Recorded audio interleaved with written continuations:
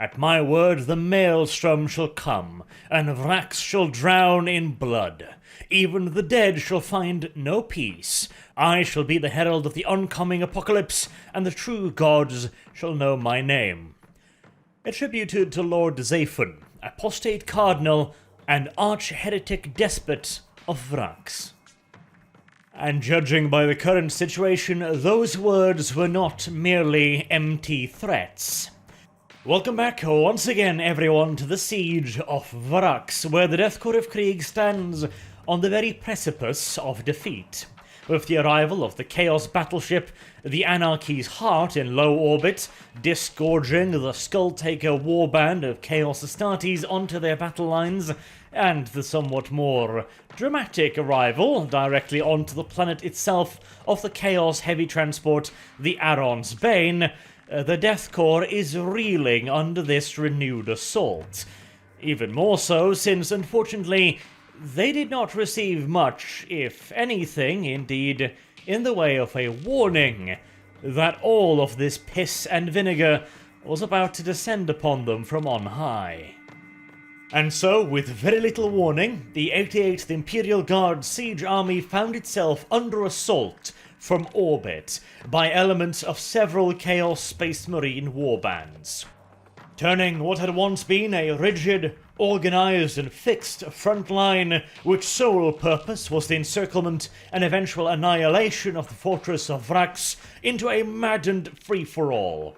Regiments were left almost entirely to their own devices, disorganized and cut off from the overall command structure. Infantry formations sought to dig in as best they could and weather the storm, whilst also attempting to regain control of the immediate area around them. A sense of panic was almost setting in across the Death Korps. What was once a safe rear line area was now under constant threat of attack by roaming warbands of Chaos Space Marines, or fresh drop pod assaults, or even strafing and bombing runs from orbit. Meanwhile, the assault corps split into their component regiments and rushed around everywhere, countering this and that drop, attacking this warband here, retaking land over there, whatever they could, and in many cases had to batter their way to regiments that had been almost wholly overrun or encircled. And of course, whilst all of this was going on, the Vraxian defenders did not sit idly by. Finally, seeing a chance to seize the initiative from the invaders, mechanized and armoured regiments of Vraxian traitors sallied out from their defensive lines, hurling themselves at what was weakened and disorganized Death Korps formations. In many areas, the Death Korps still managed to hold fast, but in many other areas, the Vraxian traitors regained vast tracts of lands that had previously been lost to the Death Korps. Over the course of the next couple days of fighting, the situation would change drastically. No longer was the Death Korps able to maintain its fixed, rigid frontline formations. Instead, each regiment and line corps had become somewhat of an independent entity, attempting to project its own power and control over the area surrounding it, including, of course, its rearward supply lines. And within these projected areas of control, there was still the occasional roaming warband of Chaos Space Marines or other Chaos heretical forces. Additionally, the Vraxian defenders had in many cases launched attacks upon the front line, and regained and refortified, in some cases, considerable areas of what was once the forward Krieg trench lines. But at least some form of order and control had been reasserted. 88th Imperial Guard Siege Army on-planet command had been re-established, and the various line corps were slowly but surely beginning to find their place within the new command structure. It had required considerable reorganization after many decapitating strikes by the Chaos Flotilla now in orbit, but a semblance of normality was beginning to reassert itself, at the very least on Vraks. Unfortunately, the illusion of normality would swiftly be torn away once again, as after the 1st Line Corps had re-established its own command structure, it had dispatched Death Rider companies northwards to reassure the commanders of the continued integrity of their rearward lines and their logistical supply system. The Death Rider companies also had orders to engage any Chaos formations they found, eradicate them or contain them at the very least. In the process of executing these orders, the Death Rider companies ran into something very puzzling indeed. Light mechanized formations of an exceedingly improvised nature. The defenders of Vraks, of course, had access to the various armories beneath the planet, and were able to marshal large quantities of Salamander light scout vehicles, as well as Sentinel light scout walkers. These, however, were neither Salamanders nor Sentinels. Rather, the formations appeared to be made up of a wide variety of various ground vehicles. Some appeared to be entirely improvised forms of transport, whilst others were still recognizable as modified military or even civilian vehicles. Reports suggested that the Death Rider companies were able to successfully engage several of these mechanized formations, who appeared to be willing to stand and fight against the Death Riders of Krieg. This again was also somewhat odd, as the defenders of Vraks had long since learned their lesson, not to underestimate the apparent meek and outdated cavalry formations of the Death Korps. After having suffered severe casualties amongst their armoured formation inflicted by the Death Riders' explosive hunting lances. These formations, however, appeared to have not gotten the memo. Additionally, they did not display the usual markings, insignia, and scratch-built improvised uniforms of the defenders of Vraks. The implications were rather harrowing. It would appear that a new, previously unknown formation was operating on Vraks, and even worse, it was operating in the rearward areas of the Death Korps of Krieg. Further scouting missions were sent out, and it was only now that the Aron's Bane, having crashed into the planet itself, was discovered to not have been destroyed upon impact. Instead, hordes of chaotic mutants, heretics, and traitors were currently streaming out from the shattered wreck of the ancient starship. Including in these ragtag formations were also yet more Chaos Astartes forces. It is unclear whether or not they had been aboard the Aron Spain, or if they were warbands who had landed previously and rejoined with these other traitor forces. But what was by far the most disturbing piece of news was that the Death Rider companies had been able to confirm the sighting of Chaos Titans, currently in the process of extracting themselves from the wreck of the Aron's Bane. Luckily for the Death Korps, the highly improvised nature of the Chaos Heavy Transport's arrival had bought them quite a lot of time. Unluckily, the Death Korps had simply not been aware of the fact that the transport had survived re-entry at all, and so most of that time had already been gobbled up, allowing the Chaos forces to extract themselves from the wreckage. By the time the 1st Line Corps was made fully aware of the scale of the threat to their rearward lines, the Chaos forces were already almost fully ready and prepared to begin moving. There was a considerable distance of a few hundred kilometers between the Aron Spain and the Death Korps of Krieg, but there was no Imperial formations between the Aron's Bane and the rearward lines of the 1st Line Corps, meaning that they would be advancing almost entirely unopposed. The few Death Rider companies that had been sent out to scout the area would not function so much as a stopgap measure to slow their advance. The Death Korps would have to react quickly and throw up some form of blocking formation to slow down the enemy's advance. This, however, was considerably easier said than done, for whilst overall command had finally been re-established, and so now the entirety of the 88th Imperial Guard Siege Army was made aware of the imminent and considerable threat to their rear lines, and the 1st Line Corps in particular, They were still all rather preoccupied, dealing with various bands of roaming Chaos Space Marines, continuous assault from orbit by Hell Talons and Hellblades, and of course the renewed offensives by the Vraxian traitors from within the Citadel. Detaching a formation large enough to deal with the incoming traitors would not be an easy task. And after a lot of how about, could we maybe, and would it be possible to, the choice fell upon the 101st Siege Infantry Regiment of the 11th Assault Corps. This was a far from ideal choice, which reflects the desperation of the situation. All of the commanders would have preferred to keep the assault corps in reserve.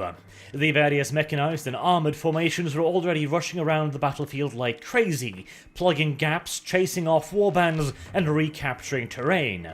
The siege regiments attached to the assault corps were meant to move in after the mechanized and armoured elements and secure the ground that they had so recently regained.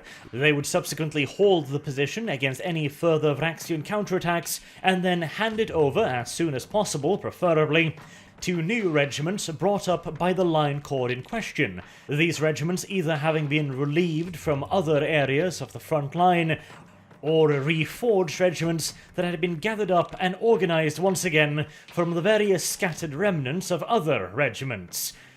Scattered remnants of which there were far too many at this current time.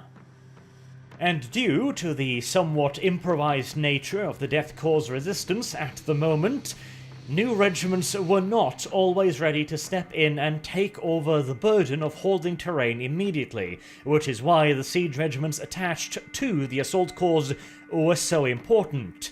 Removing even just one of these regiments would severely lessen the assault corps' mobility, as now armoured or mechanized formations would have to stand and hold the ground they had captured instead of continuing on to regain yet more ground. However, due again to the somewhat desperate situation, there were simply no other regiments of sufficient strength and organizational integrity that could be relieved from frontline duties to face the incoming threat, and it had to be faced. Otherwise, it threatened to slice straight into the rear of the 88th Imperial Guard Army, and quite possibly also separating the 1st Line Corps from the rest of the 88th Imperial Guard Siege Army. And so, with little to no time to spare, the 101st Siege Regiment was rushed northwards to take up improvised positions to block the advance of the Chaos Forces. They were protecting the area in which the 30th Line Corps met the 1st. If the Chaos Forces broke through, they might be able to separate those two Line Corps from another, which would result in the potential encirclement of the 1st Line Corps. Luckily, the 101st did not have to defend the entire rearwards area of the 30th and the 1st Line Corps, due to the fact that to the east ran a deep gully. That very same impediment was also used to anchor the rightmost flank of the 101st Siege Regiment. Thusly, all they had to do was extend their line westwards, until they could be confident to intercept any advancing Chaos Forces. They did not necessarily need to check them forever, they just needed to make sure that they could not break through immediately, thusly buying time for yet further siege regiments to be relieved of their duties in the front line and move northwards. Ideally, the 101st would be able to hold on for long enough to be reinforced by one or perhaps even two further regiments, ensuring that the reinforcements incoming from the Aronsbane would be unable to break through and towards the rear of the various line corps. And with the advance of the Chaos reinforcements stymied, attention could once again be focused on re-establishing the main front lines. Once these were secure, an assault corps could be detached and moved northwards, after which the reinforcements from the Aronsbane would be outflanked by the assault corps, forcing the foul heretics to either withdraw, leaving them without access to reinforcements or resupply of their own, or to stand their ground, in which case they would inevitably be surrounded slowly but surely by the advancing assault corps and the siege regiments to their front, leading to the chaotic forces' complete and utter annihilation. But of course, before any of that could happen, the 101st Siege Regiment would have to hold the line, long enough to be reinforced. But that plan was already from the get-go proving to be considerably more difficult to carry out than the Death Korps had anticipated. Originally, the 101st Regiment was to advance to what was once the 2nd Vraxian defensive line, where they would take up positions and create improvised defences.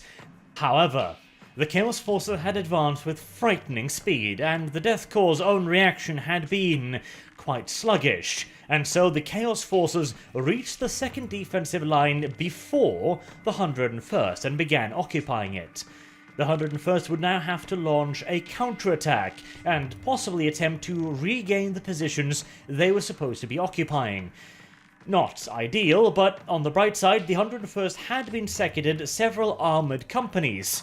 Not in vast numbers, but enough to make a decent-sized armoured fist, and, of course, the various defences in the 2nd defensive line were all facing in the wrong direction, and the traitors would not have had much in the way of time to repurpose and reface them, if they were even able to do such a thing.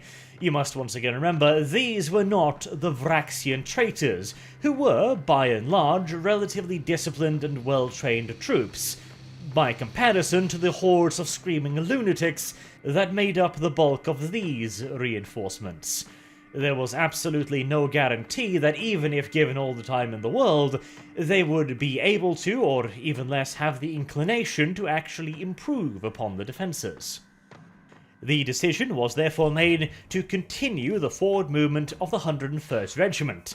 Rather than occupying improvised positions, they would be carrying out an improvised counterattack, but by and large, due to the nature of the enemy, it was expected to be primarily an open field engagement in which the Death Korps should, as we saw previously with their engagement against Vraxian armour, have every advantage. Or, well, at least most of the advantages. The Titans were going to be a pretty large problem, to put it mildly, but at least any enemy armoured elements, of which they knew there were at least a few, the Death Korps of Krieg should be able to engage at superior range with superior accuracy and superior efficiency. And as for the infantry, the Death Korps of Krieg Guardsmen is of course vastly superior to any screaming lunatic, and since they would be advancing alongside at least some armour and mechanized support, they would also have access to engineers and Trojan light engineering vehicles. This would achieve two key things. One, it would increase the manoeuvrability of the 101st Regiment, allowing them to move swiftly into position, and secondly, the various engineer and engineering vehicles would allow, at the very least, basic positions to be prepared in advance of the arrival of the main infantry formation. Slit trenches of a rather rough nature and somewhat unartistic by Death Korps standards, to be sure, but some cover is always better than no cover. And frankly, in an open field engagement against enemy infantry, you can hardly find better troops than the Death Korps of Krieg with their Lucius Pattern las rifles, specifically designed for increased range, accuracy, and stopping power. The loss of a full auto function might prove disadvantageous against potential hordes upon hordes upon hordes of cultists, but, well, we'll burn that bridge when we get to it. And as for the final piece, the queen of the battlefield, the artillery, the 101st did find itself uncharacteristically light on guns. The characteristic heavy pieces of the 88th Imperial Guard Siege Army were too slow and cumbersome and required too much in the way of preparation to be used to full effect in this kind of an engagement. However, the Death Korps of Krieg's favourite light artillery piece, the quad launcher, was perfectly suited in every way for the scenario. Lovingly referred to by the guardsmen as the thud gun, the quad launcher was light and nimble enough to swiftly be brought into position anywhere it might be needed, and just as easily be repositioned should it draw the attention of heavier ordnance. But the true beauty of the Thud gun is its ability to deliver vast quantities of highly precise rapid-fire artillery shells into the midst of enemy infantry formations. The Thud gun is more than able to majestically maul even the largest horde of Chaos cultists. All that was left then was to begin the battle. The Death Korps of Krieg organized themselves into a simple, improvised formation. The tanks would take the lead in a line abreast formation, mixing the various light and heavily armoured vehicles in with one another. Macarius and Lehman Russ battle tanks drove side by side with lighter hellhounds and support vehicles. Following on closely behind the armour were the mechanized elements, riding primarily in Trojan light mechanized vehicles and the occasional Chimera and Scout Salamander. It's also possible that this line would include various formations of Death Riders, which, after fulfilling their role in scouting the incoming forces to the north, would have joined up with the 101st. Normally, of course, these companies would return to their parent formations, but considering the rather vital nature of the 101st's mission, it would not be at all surprising if they were temporarily attached to the 101st. And finally, of course, comes the infantry, along with the various support weapons, in this case, as mentioned, primarily quad launchers, the ever-beloved Thud guns hitched up to their own Trojan light transports. Everything considered, and given the nature and urgency of the situation, it was far from the worst force that the 88th could have mustered, although once again also far from ideal. The lack of heavy artillery support, the lack of prepared positions, and the inability to assume at the very least somewhat prepared positions in the second defensive line would be fairly considerable drawbacks, and there was one further oversight which was about to make itself painfully irrelevant. In their haste to organize a response to the clear, immediate, and looming threat of the forces pouring out of the Aron's Bane, the 88th Imperial Guard Siege Army's command structure appeared to have forgotten that the nature of warfare on Vraks had changed rather drastically just a few days previously. They seemed to have forgotten about the introduction of air power, as the 101st Regiment was almost entirely bereft of weapons capable of the seemingly simple and yet ever so complex feat of firing upwards. A slightly less damning interpretation might also be that, seeing as the 101st was organised at a moment's notice and that it was taken from the Assault Corps, the formations that were expected to be on the move most of the time, all of the heavy static anti-aircraft defences had already been placed out and prioritised to the other static regiments, whilst the main armoured regiments and mechanised formations were the first to receive the few mobile anti-aircraft pieces that the 88th Imperial Guard Siege Army possessed. Which all means that a support regiment, a siege regiment within one of the assault corps, would probably find itself at the absolute bottom of the priority list for receiving anti-aircraft protection, since normally they shouldn't need it anywhere near as much as its brethren. Unfortunately, of course, the 101st Regiment now found itself carrying out the duties that would normally be reserved for precisely one of those brethren regiments. But without the anti-aircraft defences, it was about to need ever so desperately, as formations of Helltalons and Hellblades fell out of the tumultuous Vraxian skies and began attacking the lead element of the 101st's attached armoured companies. Organised in line abreast to engage an enemy over the open field, they were exceptionally ill-prepared to meet an attack from the air. The only protection they had were the various pintle-mounted weapons on the armoured vehicles, single-barreled heavy stubbers and the like, and shooting down a Hellblade with one of those things would be like trying to shoot down an A10 Warthog with a 30 cal, and frankly, I would rate your chances considerably higher of teaching a pig to fly with the aid of naught but its ass gas and the power of French. The ensuing exchange of firepower between the armoured elements and the ground attack jet bombers went about as well as one could reasonably expect. If I were to try and illustrate just how one-sided of an engagement it was, I might ask you to imagine a cage fight between a steroid-chugging black bear with a small beehive inserted up its rectum and a petite, heavily sedated Canadian Pomeranian puppy. The one side would not only have the advantage of elevation and superior fur power, it would also enjoy a strong sense of urgency, as once the deed was done, the aforementioned beehive might possibly be removed.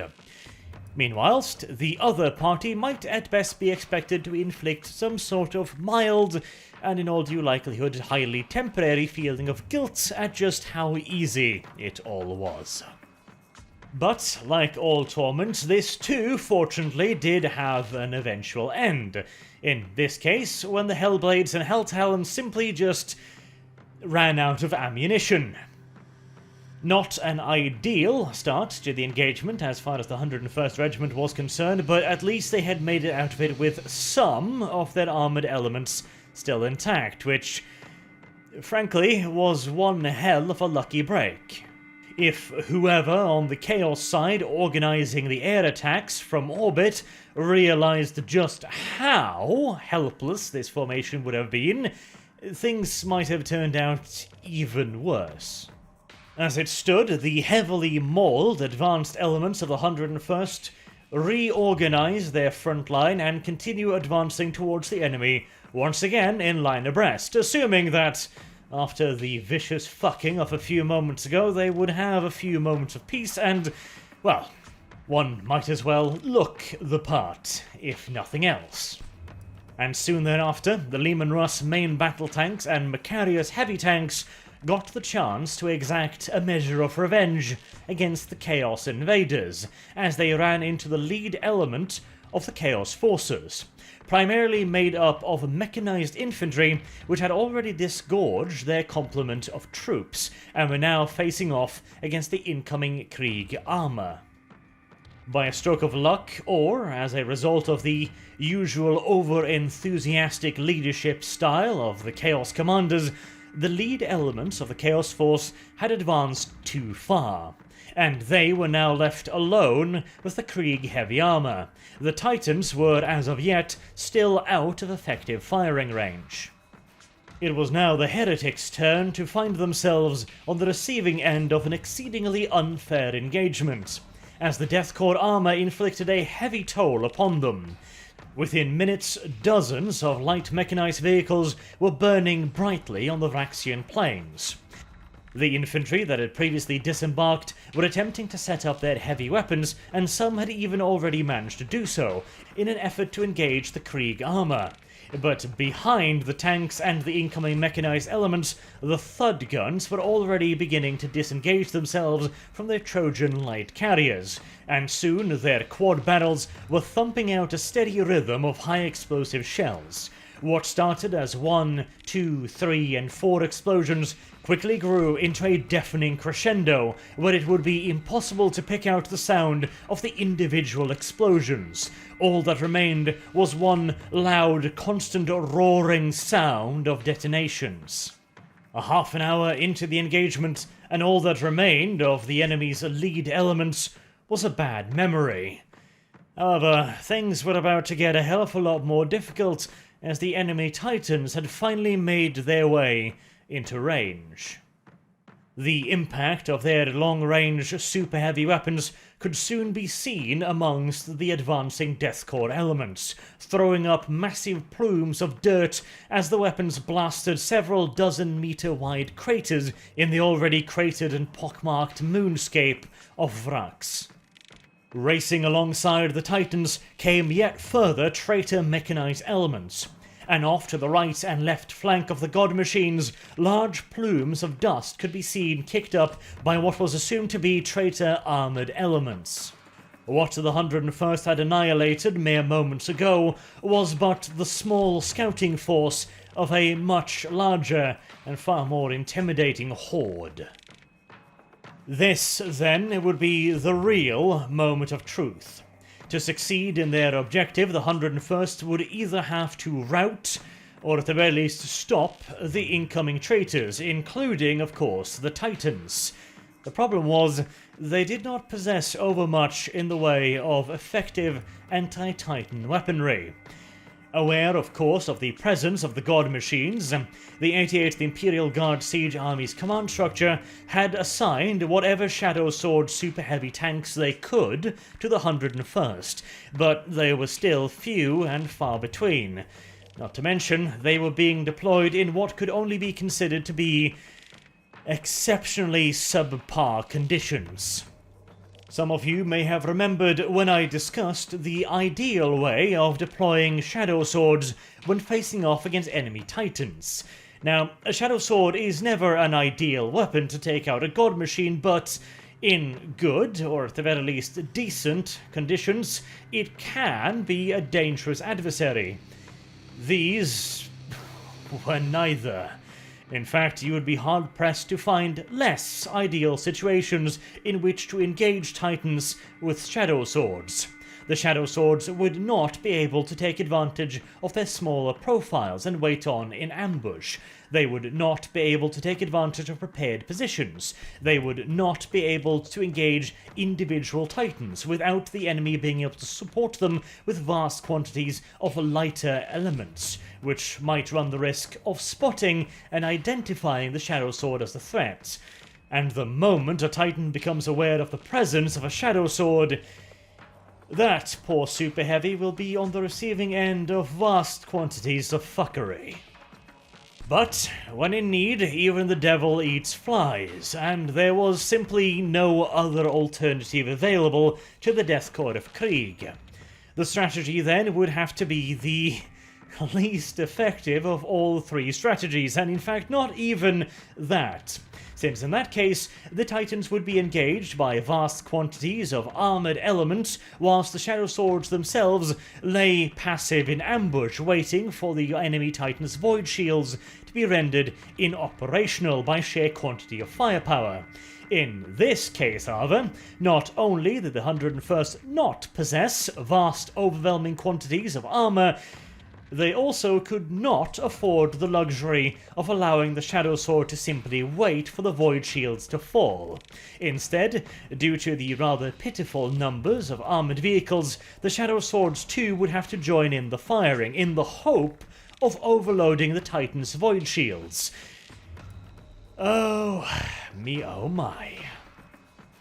And now that the Chaos Titans had gotten their ranging shots out of the way, the Death Korps armoured elements truly began taking proper casualties. Every minute, several armoured vehicles were being blown apart by Titan super heavy weaponry. When a turbo laser destroyer hits a Lehman Russ, there is virtually nothing left of the vehicle except a few links of what was once its treads scattered across the landscape. And being targeted by a Vulcan Mega Bolter is not much better, as now your vehicle is being pounded into obliteration by a hail of hundreds of armor-piercing, high-explosive shells, each the size of a small East German car. And in return, all the Death Korps tanks could do was fire their weapons up against the massive void-shielded hulks of the enemy's Titans. The Death Korps tanks' fire was entirely ineffectual. Meanwhile, the super heavy vehicles of the 14th Titan Hunter Company, the only Shadow Sword formation that had been attached to the 101st, which incidentally also hailed from the 11th Assault Corps, the same corps as the 101st, were desperately trying to get into firing positions. Because you see, you cannot simply fire the Mark IV Phaeton pattern volcano cannon from just anywhere. The heat generated from the weapon's beam is fierce enough to melt rock in a furrow along its path. If fired without the correct attention to detail, in this case specifically the location of friendly units, the mere passing of the volcano cannon's beam might knock out or incapacitate friendly tanks. Indeed, the mere proximity of the beam can be enough to melt a battle tank's tracks into a solid mass, rendering it entirely immobile. Out of all of the Shadow Swords in the 14th Titan Hunter Company, the first to reach a position from which it could be fired safely was Vehicle number 22, who began engaging one of the closest enemy Titans who was on the receiving end of the largest volume of Death Korps firepower. Number 22 had picked its target as well as it could, but without further support from the other Shadow Swords in the 14th Company, it, along with the various other vehicles firing upon what was presumed to be a Reaver-class Titan, which, frankly, was difficult to tell underneath all of the waving tentacles and other monstrous things that had grown on its Chaos Demon-infested hull. Its true classification, however, would sadly remain rather irrelevant, because the fact was that the Death Korps armoured elements, along with the Shadow Sword, were simply not able to overload its heretical void shields. Even after repeated blasts from the volcano cannon, and God Emperor only knows how many hits from the various battle cannons and other weaponry amongst the Death Korps tanks, the void shields remained up. And by the time Shadow Sword 22 had fired its third blast, it had drawn the attention of the Titan. Soon thereafter, a turbo laser blast disabled the volcano cannon, and a minute thereafter, whilst number 22 was attempting to withdraw, the Titan's Mega Bolter finished the job, penetrating the Super Heavy vehicle's engine compartment and primary weapon energy banks, sending a wave of fire blasting through the vehicle. A handful of fortunate survivors managed to get out of the now burning wreck of the Super Heavy tanks. They now had a supremely adventurous journey ahead of them in the attempt to try and exit the battle zone whilst on foot. I personally would not rate their chances overly highly, but they were not the only ones in trouble. On the left flank, the enemy's armoured elements were beginning to make their presence known, and far from being mere heretical armour, this formation was being led by Astartes traitors, in the form of Land Raiders, Predators, and Vindicators. Already badly shook up and much reduced in numbers, the Death Korps armour turned to engage these new enemies. The infantry as well trained their heavy weapons upon the Astartes attackers. Soon, rhinos were also moving up alongside the Predators and Land Raiders and Vindicators and disgorging combat squads of Chaos Space Marines onto the field. At this point, the battle had already raged for an hour and a half, and inflicted heavy casualties upon the 101st and its various attached companies, and the battle would rage for yet another half hour before the commanders of the 101st Regiment were forced to admit that they had lost the momentum. Even worse, the enemy, now reinforced by Chaos Space Marines, had resumed their advance. The Titans were now stalking in amongst the burning and scattered wrecks of the Death Korps armoured companies, and on the flanks, the Predators, Vindicators, and Land Raiders were pushing forward yet again, their supporting Astartes infantry elements re-embarking in their rhinos and following alongside them swiftly. For the 101st, it was no longer a question of stopping, and much less routing the enemy. Now it was a question of avoiding being routed in return. Yet another armoured company was released from the 11th Assault Corps to aid in the 101st Regiment's withdrawal, and it was going to be needed. The 101st had suffered heavy casualties, but it could not be allowed to be completely overrun, as it was still in possession of the 14th Tank Hunter Company, and considering the losses that the 14th had already suffered in this engagement, and the general scarcity of Shadow Swords, along with the clear non-scarcity of enemy Titans, the 88th Imperial Guard Siege Army could ill afford to lose any further of these super heavy vehicles. But, of course, assuming the 101st could be extracted from the battle zone relatively intact, or as relatively intact as it was at this point in time. Anywho, that did of course not provide the army with a solution for its larger problem. The Chaos advance was continuing and still threatening the rear line and the juncture between the 1st and 30th Line Corps. Something would have to be done swiftly, and that something would in all due likelihood have to be something quite drastic as well. The Death Korps of Krieg was not in a good position, but on the bright side, one small piece of good news came down from Segmentum Obscura's High Command itself on Cypra Mundi, where the Departamento Munitorum High Logistician Adept Istar Ornus had come to the conclusion that Lord Commander Julke was not fit for further command of the 88th Imperial Guard Siege Army, and would be relieved of command with immediate effect. Unfortunately, there is no justice in the 41st millennium, and due to his high social standing, Lord Commander Julke would not suffer any further repercussions for his failures in command of the 88th Imperial Guard Siege Army, and indeed he had already been awarded with his next posting in command of the 7,003rd Imperial Guard Army, mustering to counter the invasion of the great Orc despot Ugruk. Meanwhile, those on his command staff who had not already seen what was coming and fled were, as mentioned, reassigned to various less than fortuitous positions. As to who would replace the Lord Commander, you'll find out about that in the next episode. Until then, I've been Arch. Thank you all very much so for watching, and I hope to see you all again soon. Until next time, have a good day.